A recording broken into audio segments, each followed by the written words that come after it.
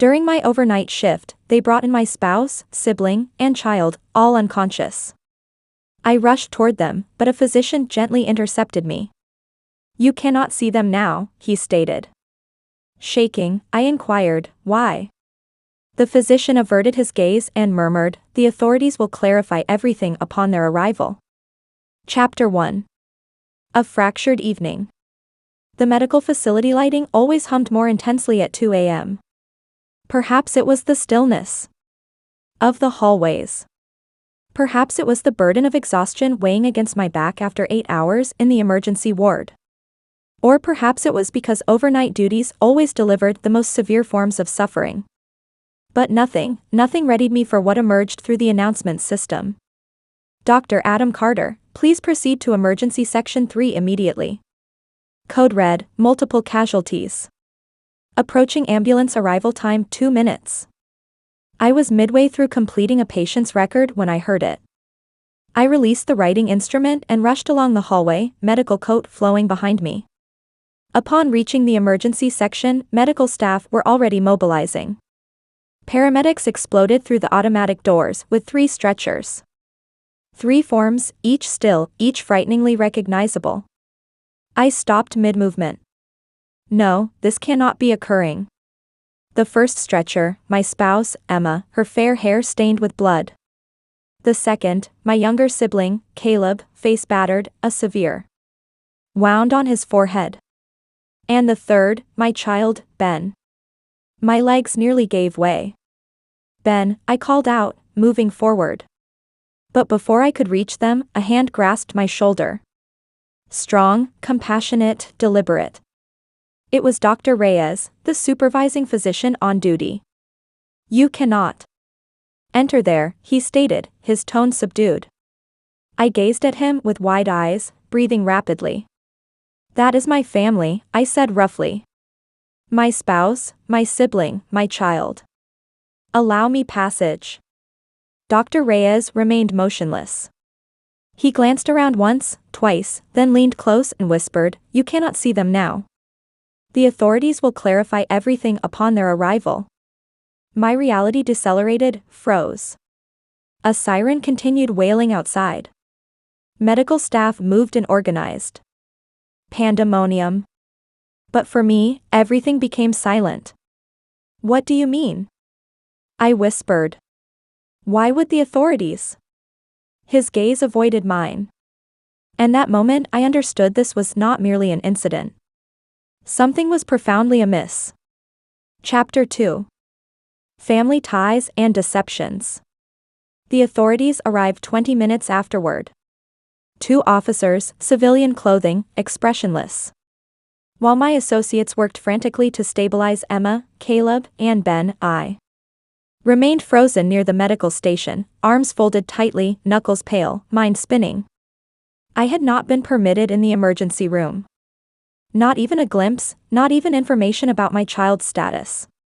"Ben's resilient," I whispered to myself. "He's only 16. He'll survive." But my instincts were screaming louder than my reasoning. And the manner Dr. Reyes had regarded me, that downward look, the compressed lips, the calculated pause, felt less like medical worry and more like shame.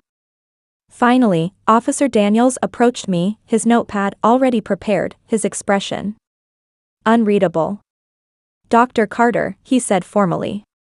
"We would like to speak with you privately." "In there," I indicated, guiding them into the staff room. I shut the door behind us. "What occurred?" I demanded. He exchanged a look with his colleague, then slowly commenced. "Earlier tonight, around 1:15 a.m., your spouse's automobile registered under Emma Carter was discovered crashed into a barrier on County Route 7. My breathing stopped. "That's 20 minutes from our residence." He confirmed. "Correct. The safety devices deployed. All 3 occupants were discovered unconscious inside. Your child was in the rear seat." I leaned forward. "Who was operating the vehicle?"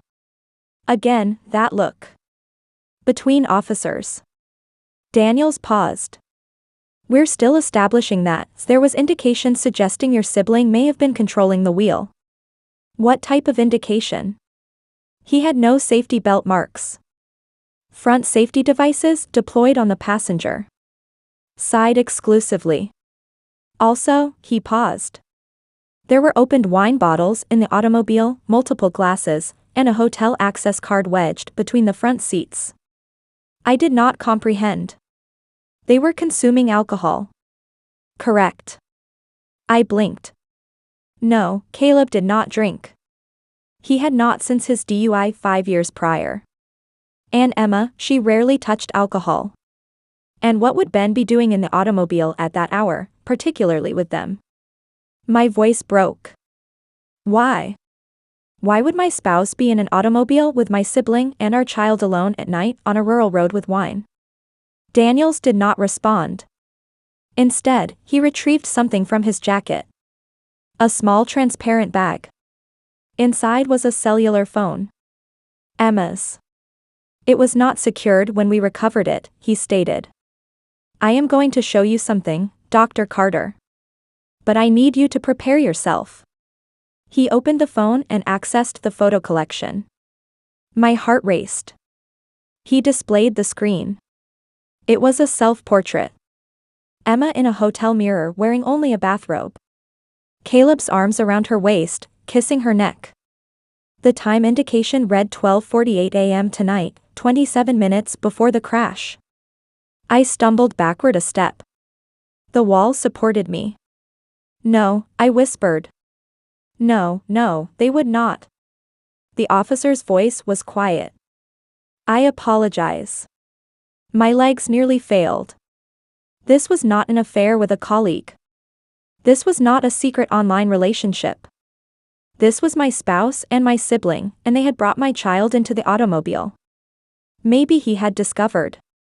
Maybe he had caught them. Maybe. The officer placed a steady hand on my shoulder. There is more, he said gently. But I was not listening.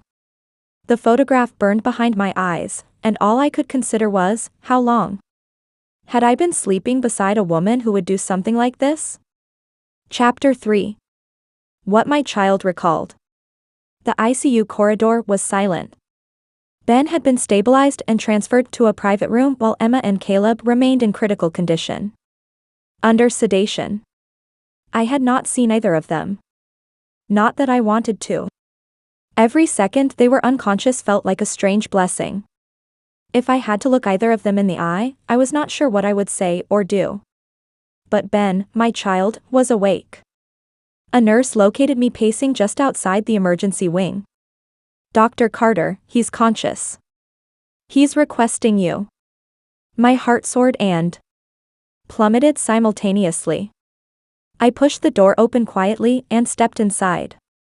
There he was, pale, lips cracked, a bandage above his left eyebrow. But his eyes, those were still my boy's eyes, alert, intelligent, burning with something he did not know how to express. Dad, he croaked. I rushed to his side and grasped his hand. I am here, Ben. I am here, son. You are okay, now.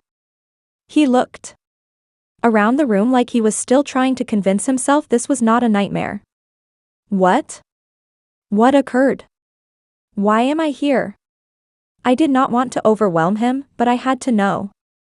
You were in an automobile accident, I said carefully. With your mother and Caleb. His eyes narrowed. I remember. His voice trailed off, lips twitching as fragments returned. We were driving. I was shouting. What were you shouting about? I asked gently but firmly. He blinked, and then, they were kissing in the front seat. I witnessed it. My stomach clenched. He continued, his voice shaking now. We were supposed to be heading home. Mom told me we were just collecting something from Uncle Caleb's place. But then they stopped at a motel. She left me in the back seat for almost an hour. I thought maybe she was talking to him or something. But then, he looked away, ashamed. I got out. I went to look through the window. They were in bed. I closed my eyes. Fury, disgust, grief, all of it boiled in my chest. I confronted them, Ben continued. I yelled, screamed, told her she was disgusting. She laughed, said I did not understand adult love. Caleb tried to calm me down, but I told him to shut up. I told him he was not my uncle anymore. Then Ben's jaw trembled. She said we needed to talk it out as a family. She made me get back in the automobile. Said she was sorry I found out that way. Then they started drinking. I was in the back crying and they were drinking and talking like I was not even there. He swallowed hard. I begged her to stop driving. She would not listen. Caleb said he would drive, but she laughed and said, "We are all a mess tonight. Might as well lean into it." The last thing I remember is the headlights. Something coming. Fast. Then nothing. I sat there in stunned silence. Not only had they betrayed me, but they dragged my child into their twisted, drunken fantasy. They had endangered his life, crushed his innocence, and then tried to play it off as if it were some family matter to be resolved over a bottle of wine. No, not this time. This was not just infidelity. This was abuse. This was reckless endangerment. This was going to end in courtrooms, ruined reputations, and jail time. I stood slowly, brushing Ben's hair from his forehead. "You are safe now," I told him. Then I walked out of the room, fire in my chest, purpose in my steps. I had the truth. I had evidence. And I had nothing left to lose. Chapter 4. The Reckoning commences. By the next morning, I was not just a grieving husband and betrayed sibling. I was a man on a mission. I had Ben's testimony. I had Emma's phone with damning photographs and chat logs that made it clear this was not some drunken one-time lapse. It had been ongoing for months. And I had hospital records showing Emma and Caleb's blood alcohol levels, both legally intoxicated. That paired with the crash, it was not just betrayal. It was a felony. I sat down in my office, closed the blinds, and made a call. "Jason, it's Adam. I need a favor. A big one."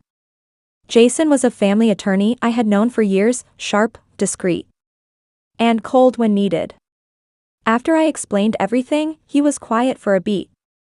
"You want divorce proceedings?" he asked. "Yes, immediate emergency filing."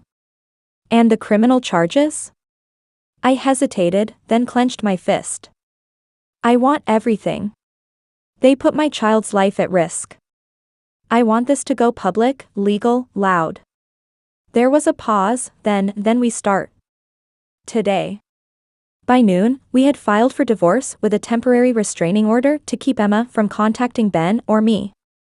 By evening, I had handed over all digital evidence to Officer Daniels, who confirmed the DA would likely pursue charges of child endangerment and DUI with a minor present.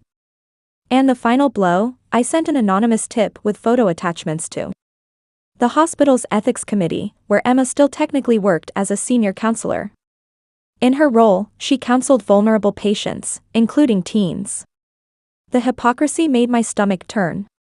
That night, I returned to the hospital and stood outside Caleb's room. He was still unconscious, a tangle of 4 lines and machines breathing for him. I stared at him for a long time through the glass. This was the sibling who used to protect me from bullies. The sibling who cried at my wedding speech. And he threw it all away for some selfish fantasy with my spouse. You think you will always see betrayal coming.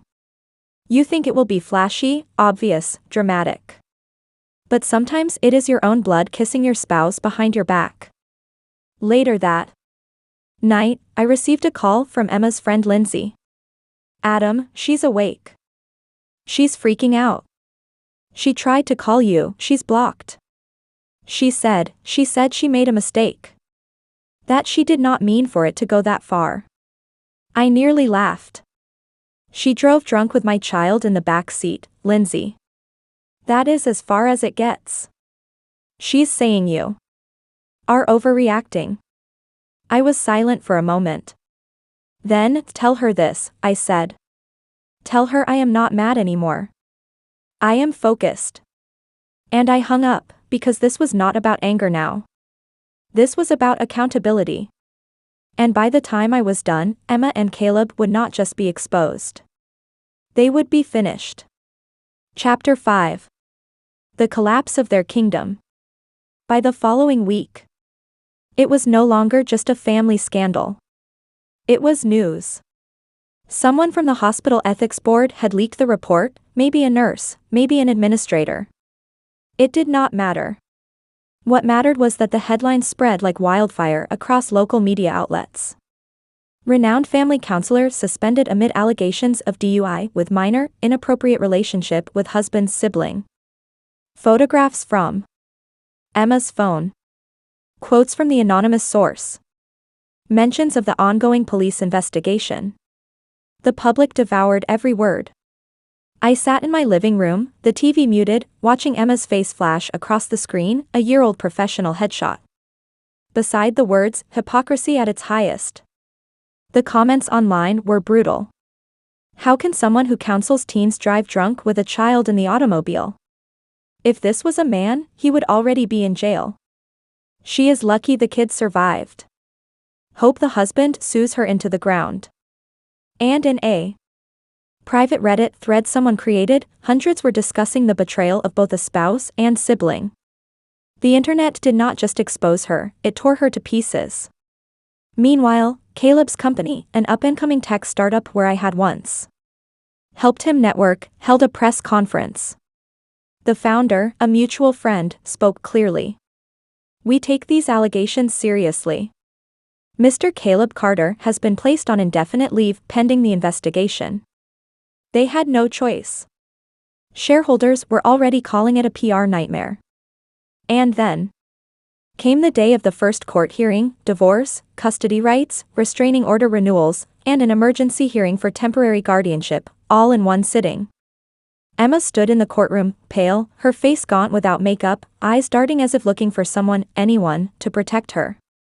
Caleb was still hospitalized, so he was not there. But Emma, she had no one left. Even her attorney looked tired of her. Mine, on the other hand, was a predator in a tailored suit. When the judge asked if I had anything to submit into evidence, I handed over the following: a hard drive containing photographs and videos from Emma's phone.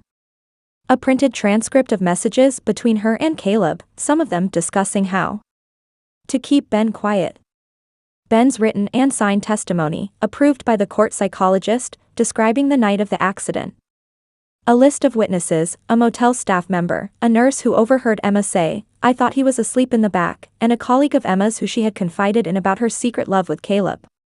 The judge flipped through the files in silence. Emma did not cry. She cracked. Her hands shook. Her shoulders curled inward like she was trying to disappear. And when the judge looked up and said, "Temporary sole custody awarded to the father. Full restraining order against Mrs. Carter is extended. Emergency child endangerment review will proceed to criminal court," Emma finally whispered, "I lost everything, did not I? I did not even look at her. I just picked up my coat, placed a comforting hand on Ben's shoulder, and said, 'No, you threw it away.'" Chapter 6. The last goodbye. It had been 3 months since the court hearing. Caleb had quietly sold his shares in the company and moved out of state, humiliated and discarded by both the tech world and our extended family. No one wanted to be associated with him. Not after the tabloids, not after the leaked texts, and especially not after the charges. Emma's license as a counselor was officially revoked after the ethics board concluded their review. The public uproar paired with her conduct made reinstatement impossible. Her name was permanently removed from the registry. She had lost her career, her credibility, her custody, and whatever fantasy she had imagined with Caleb. I was at home with Ben one quiet Saturday afternoon. He was back to sketching in his notebook, humming to himself. The light in him had slowly returned. That is when my phone rang. Unknown number. I almost did not pick up, but curiosity got the better of me. "Hello?" There was silence. Then, Adam. It was Emma. Her voice was hoarse, low, like she had not slept properly in weeks. I did not expect you to answer. I said nothing. I know you probably hate me, she continued, voice trembling. But I wanted to explain. I let the silence drag, then said coldly, go on. She inhaled deeply. Caleb and it was not about you. It was about me. I felt trapped, bored, like life had become so routine, and I was just drowning. He listened. He made me feel wanted. While I worked nights to provide for this family, I said sharply. I know, she whispered. I know I destroyed everything. But maybe, if you had been more emotionally present, I cut her off. Do not you dare shift the blame. You did not just betray me. You endangered our child's life. You were drunk in an automobile with a minor in the back seat, making out with my sibling. Her voice cracked. I lost everything, Adam. I thought maybe one day we could talk. Maybe you could forgive me. I closed my eyes for a moment. Then I said, calm and clear, forgiveness is not mine to give. It belongs to the people you hurt, and I am not here to help you feel better about what you did. I am here to protect my child and bury every illusion you ever had about being the victim. She started to sob. I did not flinch. Goodbye, Emma. And I hung up. That night, Ben and I sat outside on the porch. He looked up at the stars and said, do you think people can change? I thought about it, then replied, yes, but some only do after they have lost everything they thought they could not. He nodded slowly, satisfied. And me? I had no rage left, no desire for vengeance, only peace. Because the people who once burned my world down were now standing in the ash of their own choices while I walked forward hand in hand with my child toward a future finally free of lies. Was this revenge perfectly justified? Tell us what you would have done in the comments below. Like the story, share it with someone who needs this energy, and subscribe to Lauren's Story for more jaw-dropping tales of betrayal and justice. Because here, every lie has its reckoning, and every betrayal finds its shadow. Stay sharp, stay strong, and stay tuned.